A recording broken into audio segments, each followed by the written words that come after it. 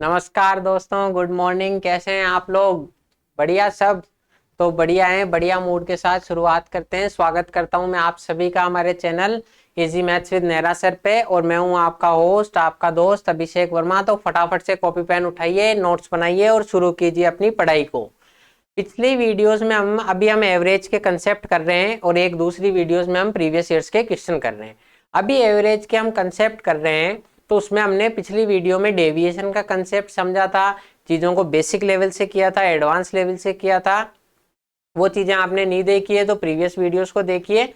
और अब हम नई वीडियो में उसके आगे कंटिन्यू करते हैं। तो फटाफट शुरू हो जाइए कॉपी पेन उठाकर। ठीक है, चलो स्टार्ट करते हैं।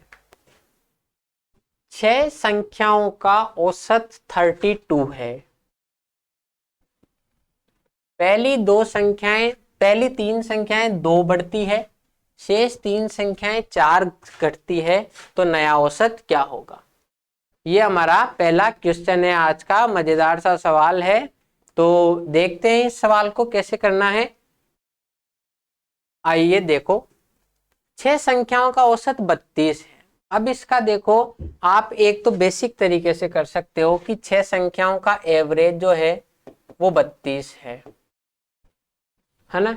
तो इनका सम जो होगा वो होगा 32 इंटू 6। अब पहली 3 संख्याएं, मतलब अब आप इसको यूं मान लो 6 संख्याएं हैं, A B C D E F. तो A plus B plus C plus D plus E plus F बराबर है 32 इंटू 6। तो ये कैसे गुणा करेंगे? 6 तिया 18, 180 और 6 दूनी 12, 192। तो ये 192 आपका सम हो जाएगा। अब ये कह रहा है पहली 3 संख्याएं 2 से बढ़ती है, तो ये a प्लस 2 हो गया, ये b प्लस 2 हो गया और ये c प्लस 2 हो गया। ठीक है, ये संख्याएं 4 से घटती है, d माइनस 4, e माइनस 4 और f माइनस 4 हो गया। अब इन सबका सम निकालें तो a plus 2 plus b plus 2 plus c plus 2 plus d minus 4 plus E minus 4 plus F minus 4 बराबर क्या होगा? अब देखो A B C D E F जो है, अब इसको ये तो हमें पता ही है, 2 और 2 4 से ये 4 कट जाएगा। तो ये A B C D E F जो है, इसका मान तो 192 है, आपको दिया हुआ है। अब 192 में क्या 2 जोड़ना है और 4 4 8 घटाना है, प्लस 2 माइनस 8। तो ये हो जाएगा 192 माइनस 6 बराबर 186। ठीक है, अब ये तो इन सभी संख्याओं का सम आ गया 6 संख्याओं का। तो अब इससे आगे देखो, मैं आपको यहां कंटिन्यू करवा रहा हूं। इन 6 संख्याओं का भी सम है 186। तो जो एवरेज होगा वो हो जाएगा सम 186 बटा 6, 31। तो ये इसका एवरेज हो जाएगा 31। ठीक है, ये हमारा देखो बेसिक तरीका है कि हमने 6 संख्याएं मानी, A B C D E F. 6 संख्याएं हमारी थी A B C D E F, इनका एवरेज है 32। तो जो सम होगा वो हो जाएगा 192। अब हमने क्या किया, जो 3 संख्याएं 2 से बढ़ा दी, तो ये ए प्लस 2 बी प्लस 2 और सी प्लस 2 हो जाएगा। बची हुई संख्याएं 4 से घटाती, डी माइनस 4, ई माइनस 4, एफ माइनस 4। तो ये 2 और 2 4 तो कट जाए, बचेगा 2 जुड़ेगा और 8 घटेगा, तो मतलब 6 घटाएंगे हम, तो 186 हमारा सम हो गया। 186 हमारा सम हो गया 6 संख्याओं का, तो एवरेज 186 बाई 6 31 हो गया। अब ये है बेसिक तरीका आम जिंदगी। अब हम आएंगे मेंटोस जिंदगी पर। तो एक बार आप इसको देख लीजिए, उतार लीजिए। अब मैं आपको नेक्स्ट स्लाइड में बताता हूं इसका कैसे तरीका कर सकते। जैसे इसमें क्या कह रहा है कि 6 संख्याएं थी और उसमें सभी संख्या उनका एवरेज था आपके सामने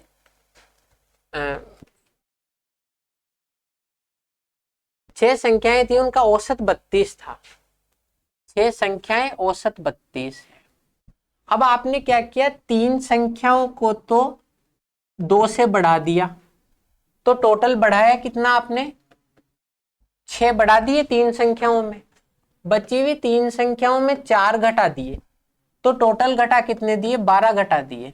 अब आपने क्या किया, पहले तो 32 था, अब आपने 6 संख्याओं पे 6 तो बढ़ाए और 12 घटाए, तो ओवरऑल जो डिफरेंस आया उसमें 6 संख्याओं में वो कितना आया, माइनस का 6 कर दिया, है ना। अब एवरेज था आपका 32 पहले, लेकिन अब आपने क्या किया, इन 6 संख्याओं में 6 की कमी कर दी। ये जो 6 की कमी हुई वो 6 में ही तो बटेगी। एवरेज का कंसेप्ट क्या है कि सभी संख्याओं में बराबर अंतर कर दो, सभी संख्याओं में बराबर जोड़ कर दो। तो ये 6 भी अगर इन 6 संख्याओं में बांट दें तो 32 माइनस 1 और आपका एवरेज हो गया 31। देखो आंसर 31। अब इसमें तो एक तरीका है, आपको 6 संख्याएं माननी है, जोड़ना है, घटाना है, लास्ट में वही आ रहा है। मैं ये कह रहा हूं 6 संख्याएं 32 थी, तो ये तो है आपके नंबर ऑफ टर्म्स और ये है एवरेज। मतलब 6 संख्याएं 32 थी, इनमें से जो 3 संख्याएं थी ना उनमें आपने डिफरेंस किया 2 का, 3 संख्याओं को 2 से बढ़ाया तो टोटल बढ़ा कितना दिया, 6। बची हुई 3 संख्याओं को 4 से घटाया तो टोटल घटा कितना दिया, 12। 6 तो बढ़ाया और 12 घटा दिया, तो ओवरऑल आपने 6 की कमी कर दी। मतलब मैंने आपको 6 एक्स्ट्रा दिया और आपसे 12 ले लिया, तो ओवरऑल मैंने आपसे क्या किया, 6 आपके भी ले लिए, तो 6 की कमी कर दी। 6 की कमी हुई है उन 6 संख्याओं में, तो एक संख्या में कितने की कमी होगी, 1 की। हर संख्या में 1 की कमी होगी। 6 आपको लेने 6 अलग अलग संख्याओं से, तो हर एक संख्या से कितने लोगे, 1-1 एक्स्ट्रा लोगे। हर एक संख्या से 1 एक्स्ट्रा लोगे। पहले वो संख्या 32 थी, एवरेज का मतलब हर संख्या 32 है, हर संख्या से 1 ले लिया तो एवरेज अब 31 हो गया। अब हर संख्या 31 होगी। हर संख्या 32 थी, 6 संख्याओं से लिए, हर एक संख्या से 1 लिया तो 32 थी और अब घटकर 31 होगी। आया समझ में। तो ये तरीका, इसकी कैलकुलेशन और इसकी कैलकुलेशन देखो कि एवरेज 32 था, 3 संख्याओं में 2 बढ़ा 6 बढ़ गया, 3 संख्याओं में 4 घटा 12 घट गया, तो ओवरऑल 6 घटा 6 संख्याओं में से एक संख्या में से कितना घटेगा, 1। 32 में से 1 घटाया, एवरेज 31। ठीक है, अगला सवाल देखो। 5 क्रमागत पूर्णांकों का औसत x है, अगले से अगले 5 क्रमागत पूर्णांकों का औसत क्या होगा। देखो 5 क्रमागत पूर्णांक हैं, अब आपको पता है ये a, अब मैंने आपको बताया 5 क्रमागत पूर्णांक है, तो 2 संख्याएं इधर से घटा देंगे, 2 संख्याएं उधर से, जो मिडलेस्ट पॉइंट होगी वो इनका औसत होगा। 5 संख्याएं हैं तो इनमें जो तीसरे नंबर की संख्या होगी वही तो औसत होगा। 2 इधर से छोड़ेंगे, 2 इधर से, तो इनका औसत x है, तो ये वाली संख्या x-1 होगी, ये वाली संख्या x-2 होगी। वही हमने किया ना कि अगर हम a+1 a+2 मानता है, यहाँ पे मैं ये जैसे मान लो इसको a मानता, a+1 मानता, a+2 मानता, तो ये एवरेज आता। ax की वैल्यू a+2 है तो a+1 की वैल्यू x-1 हो जाएगी ना। तो वही है कि ये आपकी संख्या x होगी, ये x-1 और x-2, इधर बढ़ाएंगे तो x+1 और x+2 ये संख्याएं होगी। अब इसमें अगली से अगली 5 क्रमागत पूर्णांकों का औसत ज्ञात करना है। अब एक तो देखो ये तरीका है कि मैं आपको अगले 5 क्रमागत पूर्णांक दिखाऊं, x+3, x+4, 5, 6, 7, तो ये x+3 से x+7 तक के पूर्णांक होंगे अगले, और उससे भी 5 अगले, तो उससे 5 अगले होंगे x+8 से लेके x+13 तक। ये चीज आई है नहीं, यही समझ में। ये x-2 से x+2 तक थे, उससे अगले x+3, 3, 4, 5, 6, 7, x+7 तक होंगे, उससे अगले x+8 और x+8, 9, 10, 11, 12, 13, x+12 तक होंगे। सॉरी, x+8 पहला है तो जो 5वां होगा वो x+12 होगा। तो ये जो अगले से अगले पूर्णांक होंगे ये x+9, x+10 और x+11, x+12 होंगे, ये 5। तो इन 5 पूर्णांकों का आपको औसत ज्ञात करना है। क्रमागत है, 2 इधर से छोड़ो, 2 इधर से छोड़ो, मिडलेस्ट पॉइंट x+10। अब पहले आपका औसत x था, अब हो गया x+10, ये आपका आंसर है। तो ये चीज आई है नहीं, यही समझ में आपको कि आपको क्या करना है। ये औसत x है, मतलब थर्ड नंबर की टर्म x होगी। अब आपके ये होगी, ये 5th नंबर की टर्म होगी, उससे अगले जो 5 होंगे तो पहला पद ये और आखिरी का पद ये। इससे अगले जो 5 होंगे, पहला पद ये और आखिरी का पद ये, तो इनका औसत x+10 हो जाएगा। अब ऐसे नहीं करके आप एक और तरीके से समझ सकते हो। मैंने आपको बताया था कि आप अगर सभी संख्याओं के साथ कोई भी ऑपरेशन करते हो तो आपके ऑटोमेटिकली एवरेज के साथ वही ऑपरेशन हो जाएगा। कैसे? कि आपने क्या किया, अगले 5 पूर्णांकों में क्या किया, अगले 5 पूर्णांक एक बार में लिख देता हूं, x+4, x+5 और x+6, x+7 ऐसे हो जाएंगे। एक बार देखो तो हर पूर्णांक अगले 5 में देखो, ये पूर्णांक 5 से बड़ा है, ये भी 5 से बड़ा है, ये भी 5 से बड़ा है, ये भी 5 से बड़ा है और ये भी 5 से बड़ा है। हर पूर्णांक 5 से बड़ा है तो एवरेज भी 5 से बढ़ जाएगा। यहाँ पे देखो एवरेज, 2 इधर से छोड़ो, 2 इधर से छोड़ो टर्म, एवरेज भी x+5 हो गया ना। उसके बाद में अगले 5 पूर्णांकों में ये x+3 बढ़ के x+8 हो गया, 5 से बड़ा, x+4 9 हो गया, 5 से बड़ा, 10 हो गया, 11 हो गया, 12 हो गया, तो एवरेज भी x+10 हो गया, 5 से बढ़ गया। मतलब आप यदि किसी भी सीरीज के हर एक पद के साथ कोई संक्रिया करते हो, कोई ऑपरेशन करते हो, कुछ प्लस करते हो, माइनस करते हो, तो आपके एवरेज के साथ भी वही हो जाएगा। तो इसमें खाली आपको इतना सा समझने की जरूरत थी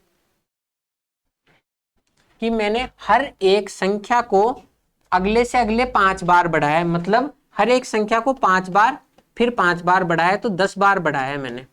यहां से देख लो, ये x-2 था, 10 बढ़ाया जब x+8 हुआ है, ये x-1 था, 10 बढ़ाया। हर एक संख्या को 10 बढ़ाया तो एवरेज भी मेरा 10 बढ़ जाएगा। पहले एवरेज x था तो अब x+10 हो जाएगा। इसमें समझने की बात इतनी थी, ये देखो एक बार, हाँ, समझने की बात सिर्फ इतनी सी थी कि 5 क्रमागत पूर्णांकों का औसत x है। अब अगले से अगले 5 क्रमागत पूर्णांक है तो हर संख्या 5 और 5 10 से बढ़ गई तो एवरेज भी 10 से बढ़ जाएगा, x+10 हो जाएगा। इतनी कैलकुलेशन की जरूरत ही नहीं थी। 5 बढ़ाओ तो 10 बढ़ा दो, x+10 आपका आंसर। समझे? अब अगला देखो, 6 व 5 के मध्य की सभी संख्याओं का औसत ज्ञात कीजिए जो 5 से विभाज्य है। मतलब 6 और 5 50 के मध्य की है संख्याएं, तो हमें 6 और 50 को इंक्लूड नहीं करना है। जब तक वो नहीं कहे तब तक नहीं करना है। अगर वो आपको खुद से कहता है कि आप 6 और 50 को भी इंक्लूड करो तो आप कर सकते हो। तो हमें सिर्फ उन संख्याओं से मतलब है जो 5 से विभाजित होती है, बाकियों से क्या मतलब है। तो 6 से बाद की संख्या जो 5 से विभाजित होती है वो होगी 10, और 5 से पहले की संख्या जो 50 से पहले की संख्या जो 5 से विभाजित हो जाती है वो हो जाएगी 45। ये चीज आई है नहीं आई समझ में? तो वो संख्याएं 6 से, तो इसमें जो संख्याएं होंगी 10 15 20 25, इस 45 को आगे लिख देते हैं, 25 30 35 40 और 45, ये वो संख्याएं हैं 6 से 50 के बीच में जो कि 5 से विभाजित होती है। इनके अलावा कोई संख्या हो तो बता दो, नहीं होती ना। तो ये वो संख्या है। अब इनका औसत निकालना है। औसत निकालना है तो एक तरीका तो इन सबको जोड़ूं और 8 का भाग लगा दूं। दूसरा तरीका है कि 8 संख्याएं हैं, दोनों तरफ से मैं 4 पद छोड़ दूं और इनके मध्य 25 और 30 का आधा यानी कि 25 + 30/2 कर दूं मैं। 25 + 30/2 बराबर 55/2। ये हो गया 27, 27 दूनी 54 होता है तो 27 और 0.5, 27.5 आपका आंसर। या एक और तरीका भी हो सकता है, देखो कि या तो मैं इनको दोनों तरफ 4 पद छोड़ के हटा दूं, या एक मैंने आपको रामबाण तरीका बताया था कभी भी कि आपको यदि एक सीरीज में दी हुई है ये सभी 5 के गुणक हैं तो इन सभी का अंतर 5-5 है, तो जब सीरीज दी हुई है सभी का अंतर बराबर है तो रामबाण तरीका है इनिशियल प्लस लास्ट बाई 2, सबसे इजी, सबसे लेस कैलकुलेटिव। कि आपको क्या करना है, पहला पद उठाओ, आखिरी पद उठाओ और जयराम जी की। तो पहला पद है आपका 10, आखिरी पद है आपका 45, बस दोनों को जोड़ दो, 10 + 45/2 तो 55/2 हो जाएगा आपका। वही 27 दूनी 54, बचा हुआ 1 तो 0.5 लगा देंगे।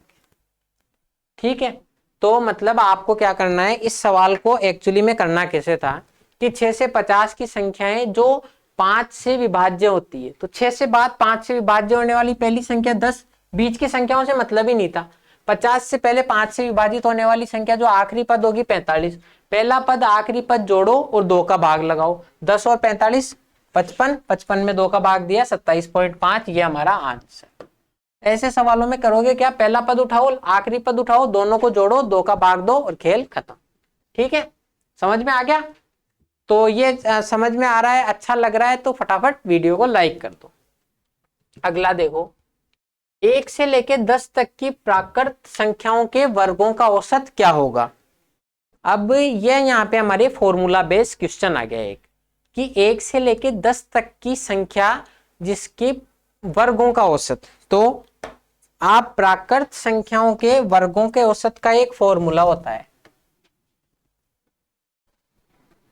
ये आप लिख लो एक बार, कि 1 से लेके n तक की प्राकृत संख्याएं, 1 से n तक जा रहे हो तो प्राकृत संख्याएं होंगी, क्योंकि पूर्ण संख्याएं तो 0 में होती है। 1 से n तक की प्राकृत संख्याएं, प्राकृत संख्या, या फिर आप इसको क्या कह सकते हो, प्रथम n प्राकृत संख्या। 1 से शुरू होगी तो प्रथम ही होगी ना, तो प्रथम n प्राकृत संख्या के वर्गों का योग क्या होता है, के वर्गों का योग, इसका फॉर्मूला क्या होता है। ये देखो, ये होगा 1 का स्क्वायर प्लस 2 का स्क्वायर प्लस 3 का square plus dot dot n पदों तक, मतलब n का मान कुछ भी रख दो, n का मान 1 रखोगे 1 पदों तक आ जाएगा, 2 रखोगे 2 पदों तक, 3 रखोगे 3 पदों तक योग। तो इसका फॉर्मूला है direct n into n plus 1 into 2n plus 1 upon 6। ठीक है, ये चीज आई है नहीं आई समझ में आपको, ये मतलब फॉर्मूला है, इसकी कोई वो ट्रिक वगैरह कुछ नहीं होती, फॉर्मूला है, याद कर लो कि प्रथम n प्राकृत संख्याओं का योग या फिर 1 से लेके n तक की प्राकृत संख्याओं का योग, उसका फॉर्मूला होता है n into n plus 1 into 2n plus 1 upon 6। कैसे होता है देखो, इसमें आपके क्या सिस्टम है कि आपको इसमें n का मान रख दो, पता पड़ जाएगा। जैसे n का मान आपने, अब ये आप उतार लो फॉर्मूला और मैं इधर बताता हूं।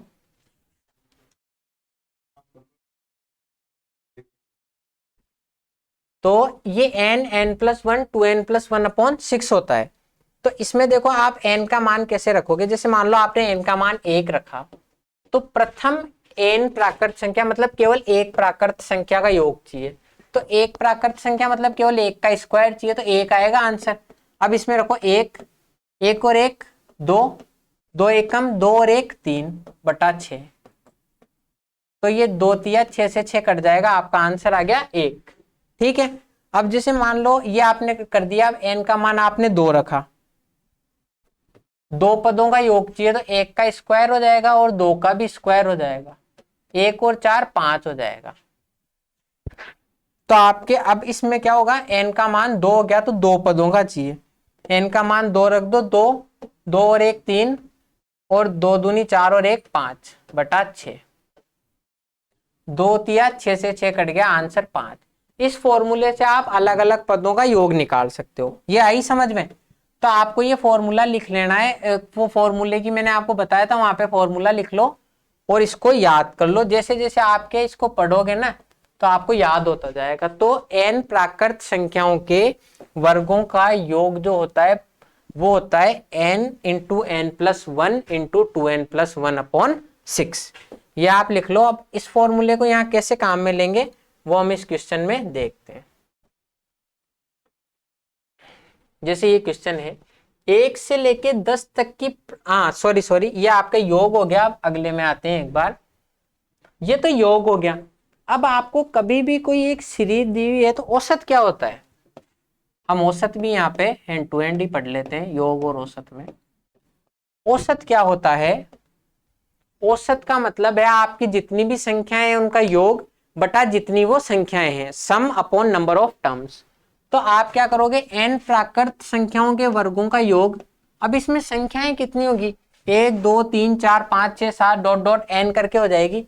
तो n प्राकृत संख्याओं का योग बटा नंबर की कितनी संख्याएं हैं, तो इनका योग तो हो जाएगा n into n plus 1 into 2n plus 1 upon 6। और ये इनका जो नंबर है वो n है, क्योंकि n पद होंगे ना, n प्राकृत संख्याओं के वर्गों के योग में पदों की संख्या n ही तो होगी, तो ये n से n कट जाएगा। तो इनका जो औसत है उसका डायरेक्ट फॉर्मूला है n into n plus 1 into 2n plus 1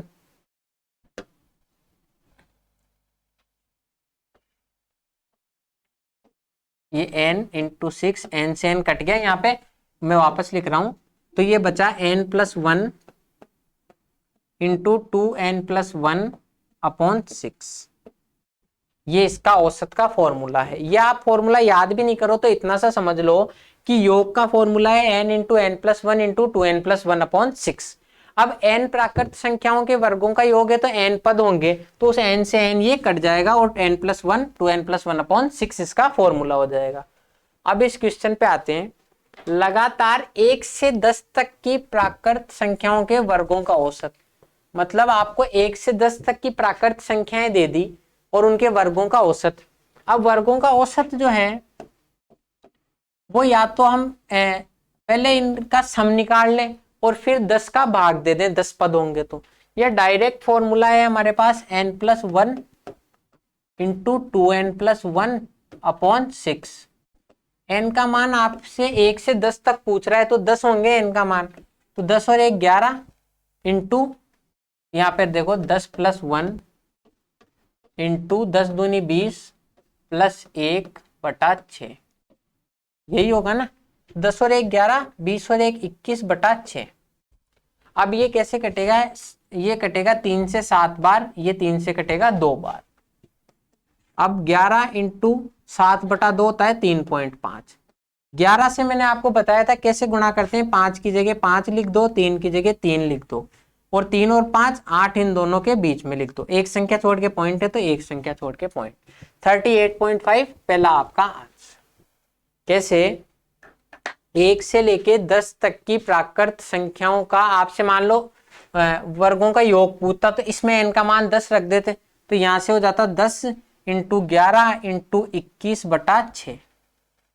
तो ये जो होता है 10 से गुणा हो जाता, लेकिन आपसे पूछ रहा क्या है, वर्गों का औसत पूछ रहा है, तो ये 10 यहाँ पे रखते भी तो 10 से 10 कट जाता, डायरेक्ट फॉर्मूला हमारे पास है ही। तो आपने क्या किया, n plus 1 into 2n plus 1 upon 6 कर दिया। इसमें ये आपका फॉर्मूला है, डायरेक्ट n का मान 10 रखा, 11 इंटू 21 बटा 6, 3 से कट गया 7 बार, 3 से कट गया 2 बार, 11 इंटू 3.5 38.5।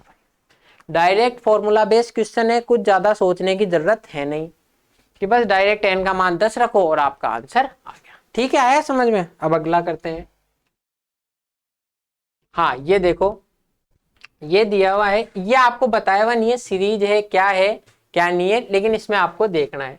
अब इसमें देखो 1 1 बार है, यहाँ पे समझने की बात है, इनका औसत क्या, 2 2 बार है, 3 3 बार है, 4 4 बार है, इसी तरह 5 5 बार, 6 6 बार और 7 7 बार है।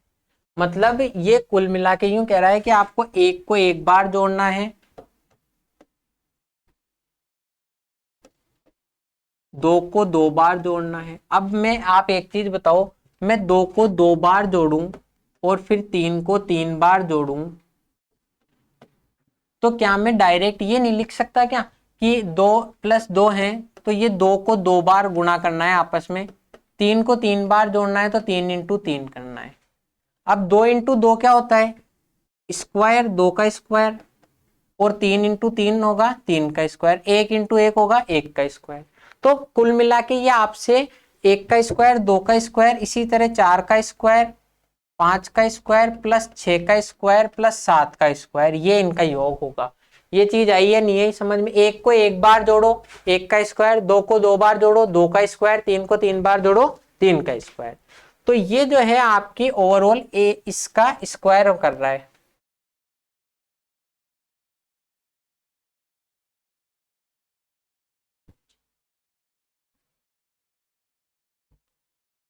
ठीक है,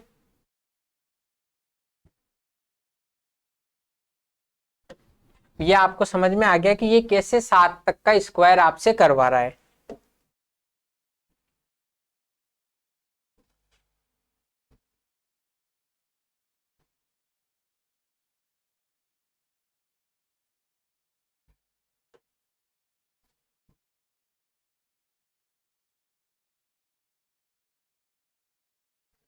ये आपसे 1 से लेके 7 तक का स्क्वायर करवा रहा है। तो 1 से 7 तक का इसमें आपको स्क्वायर करना है। ये चीज आई है नहीं है समझ में?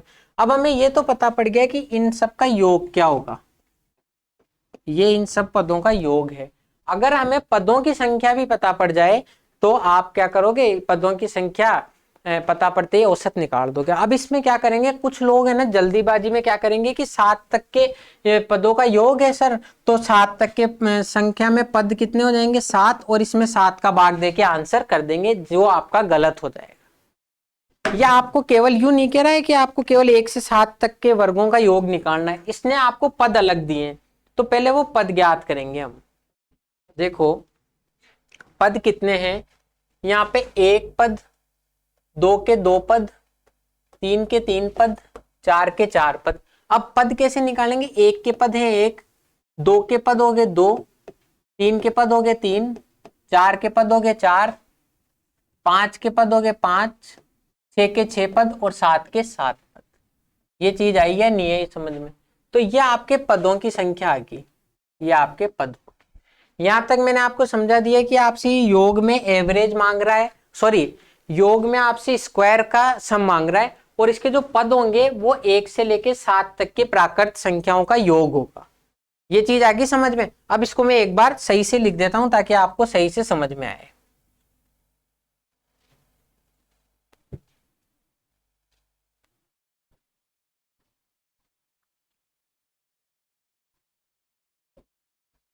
बेसिकली इस क्वेश्चन में ये आपसे सम कह रहा है 1 का स्क्वायर, 2 का स्क्वायर, 3 का स्क्वायर, डॉट डॉट डॉट 7 का स्क्वायर।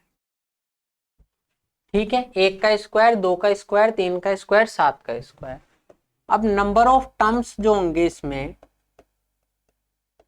पदों की संख्या जो होगी वो क्या होगी, 1 के 1 पद, 2 का 2 पद, 3 के 3 पद, 1 2 3 डॉट डॉट डॉट 7।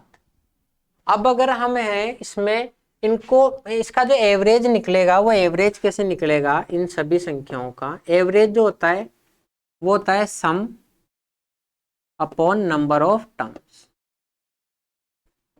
जितने सम है उसमें पदों की संख्या का भाग दे देंगे तो आपका एवरेज निकल के आ जाएगा। अब देखो इनको हम यहीं पे सॉल्व कर लेते हैं आके, ताकि यहां सिर्फ मान रखना पड़े। 7 तक के स्क्वायर ज्ञात करने, उनका योग होता है n का मान 7 रख दो, 7 इंटू 7 और 1 8, 7 दूनी 14 और 1 15 बटा 6। मैंने इस फॉर्मूले n into n plus 1 into 2n plus 1 upon 6 में n का मान 7 रख दिया, ये इसका आएगा। अब इसको यहाँ पे भी सॉल्व कर सकते हैं, लेकिन थोड़ा सा रुको, चीजों को समझो, कटेगी कुछ चीज। अब 7 तक के पदों का, 7 तक की प्राकृत संख्याओं का योग, इसका फॉर्मूला होता है n into n plus 1 upon 2। यह आपको ध्यान है, तो इसमें n का मान 7 रख दो, 7 7 और 1 8 बटा 2।